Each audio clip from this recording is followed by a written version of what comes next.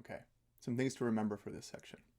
We are attempting to train our autopilot consciously. So the autopilot is that thing that keeps trying to take the driver's seat when we are trying to focus. And it does this so that we are conserving energy, because being hyper-focused and in the present moment is hard to sustain because of energy. Now, we should actually have the energy to sustain it, but we are not practiced at it. We don't learn this from childhood usually. And those who are taught these types of things from childhood typically are better off when it comes to focusing and being self-aware. So we have to give ourselves some compassion there, that our autopilot often wants to take control. And so what we are trying to do is take control and train that autopilot to do what we want it to do, rather than falling into habitual unhealthy habits. We want to remember that the mindless practice is our default. So even if we're doing 5, 10, 20% mindful practice, it's still better than 0. So this is also the thing that hardly anybody does this. In fact, there are many meditation teachers who talk about implementing mindfulness into everyday life. But I've never seen somebody give as much of an in-depth thing about it as I'm giving right now, which is why I was inspired to do this. I often don't see teachers, when it comes to music practice, talk about this stuff hardly at all. Even the fact about being, coming back to awareness, or being bodily aware, or going easy on yourself when you make a mistake, isn't often talked about in music practice, at least that I've seen. Now remember, we do not want to rely on muscle memory where none exists. We want to consciously build that muscle memory so that when we do get distracted, it is able to take over and we do not make mistakes, right? This is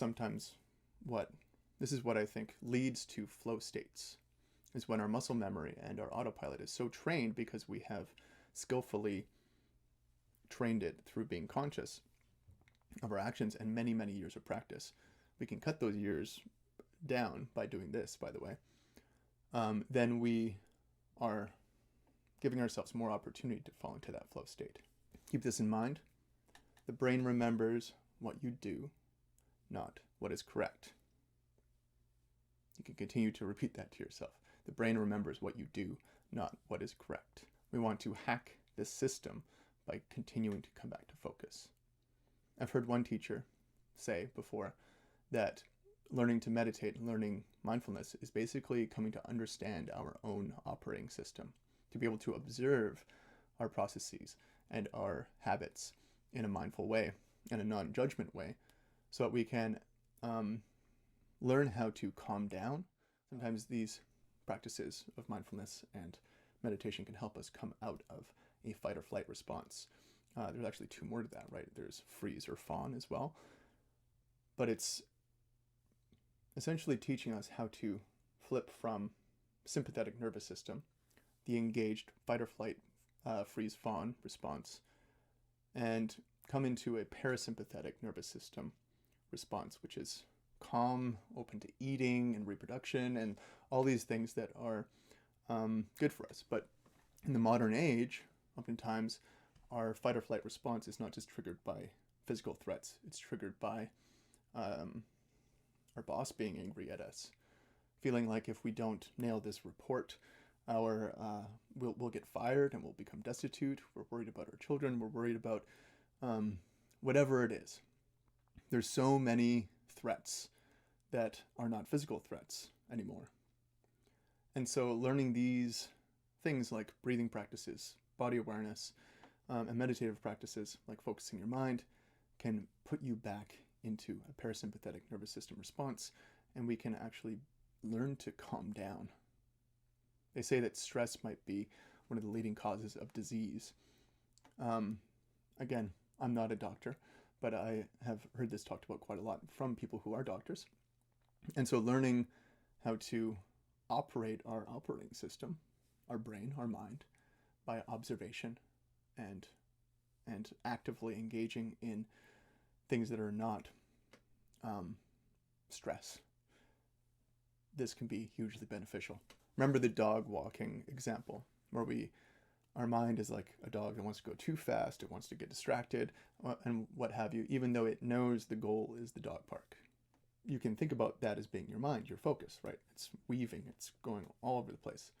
And a highly trained dog, right, by somebody who has like really taken a lot of time to train their dog, they might be able to stay on course pretty much all the time. But even the best trained dog will probably veer off a little bit and then come back, and veer off a little bit and come back. And dogs that aren't really trained at all will be all over the place, all wild, right? We want to have compassion for that. And I'm seeing that in certain studies as well, when they were testing non-meditators against recent meditators and then long-term meditators. It seemed like the people who were non-meditators, their attention span was very, very weak, and they would drift off quite a lot, but then they would come back at some point to focus. But it would be these really long, arcing kind of things of non-focus. And the people who were just taught meditation were able to come back faster. But it was still, they'd go off for a certain amount of time, they'd come back. But then the long-term meditators were able to stay on focus. But when they actually took a closer look, it was more like they would drift from focus and come back, drift from focus and come back so many times that it was as if they were staying completely focused. But really, they were just losing focus and coming back quite a bit faster than everybody else was. So what this tells us is that you shouldn't measure your success in whether you were able to stay completely focused. We should measure the success on how many times you get distracted and come back. Because that's what the experienced meditators are doing.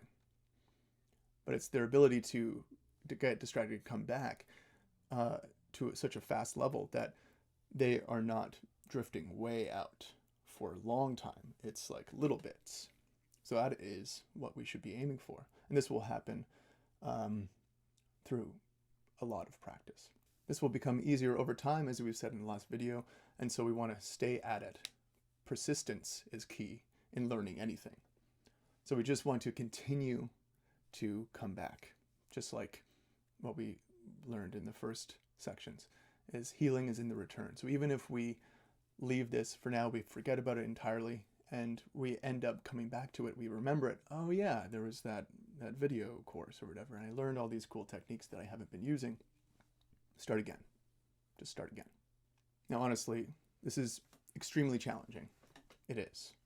Learning an instrument is extremely challenging. This technique is far, far more effective than what most people do. And the thing is that a lot of people are taught this method, right? But they're not necessarily taught to refocus on that or become aware of your body or whatever. We're not integrating those things.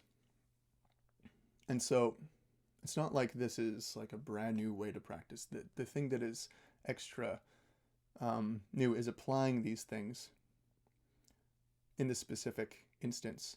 And the crux of it is cultivating self-awareness and then cultivating focus rather than assuming the focus has to already be there and that it's some failing on our behalf when we are unfocused. It's not the case. But I found that people can improve like exponentially when they apply these practices. This is why I think that it's so valuable, and this is why I've made this course available for free. It's because I really want people to begin to engage with this and to see how much further they can come when they apply these techniques into their practice sessions, or any skill for that matter. And once again, we'll probably be a little bit better off if we incorporate some sitting and walking meditation into that as well.